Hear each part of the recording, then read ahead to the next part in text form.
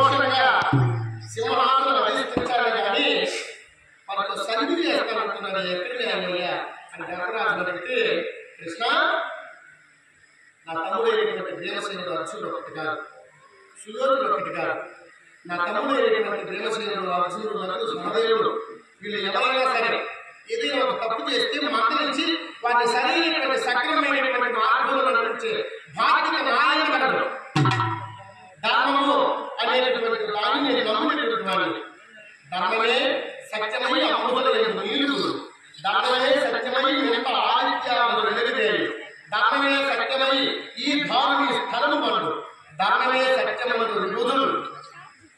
కృష్ణ ఎంతటి ధర్మాన్ని నేను నేర్చుకుని మా గురువులు అయినటువంటి ద్రోణాచార్యుల వారు, కృపాచార్యుల వారు మమ్మల్ని పెంచి పోషించినటువంటి అమ్మాను కూడా మమ్మల్ని తొడపైన కూర్చొని మాకు ఎంతో కథలు చెప్పినటువంటి భీష్మాచార్యులు, మా పెద్దతండ్రి గారైనటువంటి ధృతరాష్ట్రులతో వీరితో నేను ఎంతో చేసేది. నా బంధువులు నాయకులను మానవాలను చంపి ఆ రక్తపు నేను భుజించడం కన్నా నేను చావడం మేరయ్యా కృష్ణ. యుద్ధము ఏనాటికి నాకు మంచిది కాదు. నా మాటని పోరు నష్టము, పోరు ఏనాడైనా నష్టమే, పొందు లాభం. నీవు వెళ్ళి నా మాటగా అక్కడ ఈ మాట చెప్పు అని ధర్మరాజు ఎంత మెత్తగా నాకు చెప్పి పంపాడు. నేను వెళ్ళి ధర్మరాజా సంధి విఫలమైందయ్యా అన్నాననుకో, ఏం చేస్తాను తెలిసిన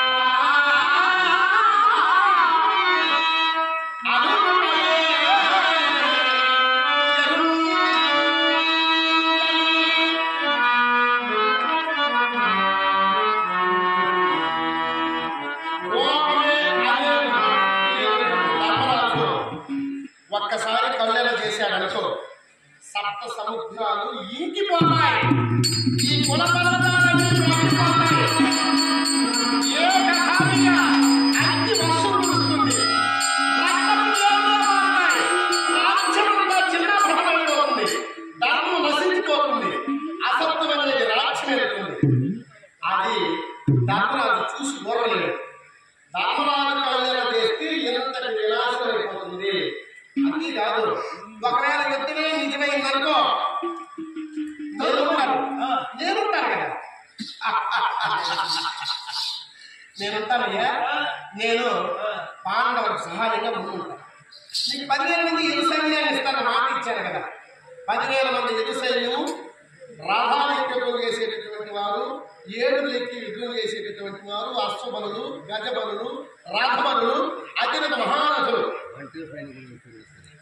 10,000 మంది ఎదు సైన్యము, అకుంఠిత బల సంపన్నులు, నీ కటకటనను నాతో సమానమైనటువంటి వారు. నన్ను ఒక్కడనే ఏకాకిగా కోరుకున్నాడు అర్జునుడు. కృష్ణ నీ అంతటి వాడు నాకు రథ సారథిగా ఉంటే చాలయ్యా. నీ కనుసూపు నా మీద పడితే చాలు, నీ కరుణ నా మీద ఉంటే చాలు. నేను రథ సారథ్యం చేస్తా. రథ సారథ్యానికి ముందు ఒక పతాకం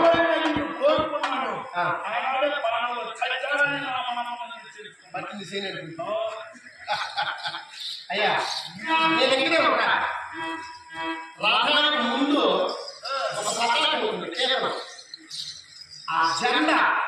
జెండాపై కత్తిరాజు హనుమంతుడు. హనుమంతుడు ఏం చేస్తాడు తెలుసా? గద పట్టుకొని జెండాపై ఉంటాడు. కోపం వస్తే ఆయన చేసేది జెండాపై కత్తిరాజు.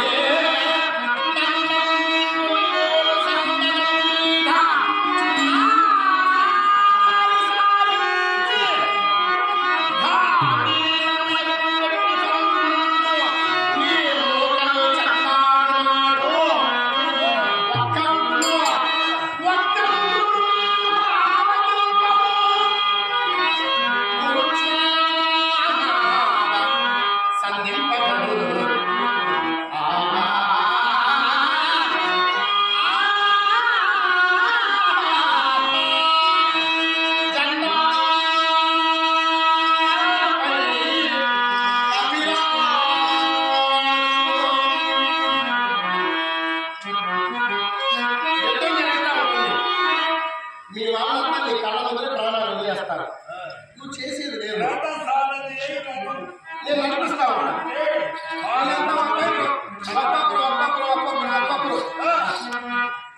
ఈ కర్ణులు 10,000 10,000 మందిరైనా సరే అని రాజు ఆ యుద్ధం అనేది వస్తే చచ్చిపోతారయ్యా.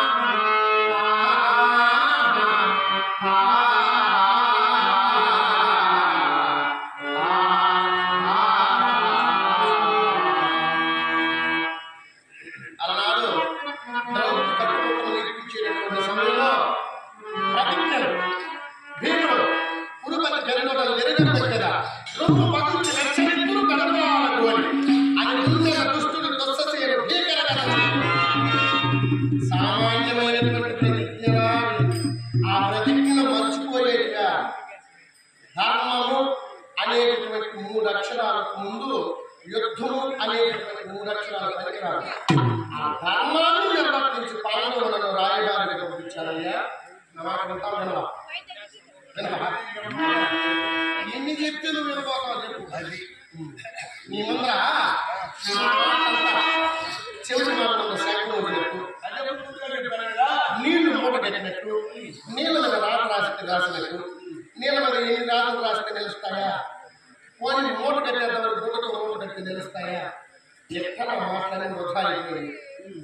నేను చెప్పేటట్టు చెప్తా.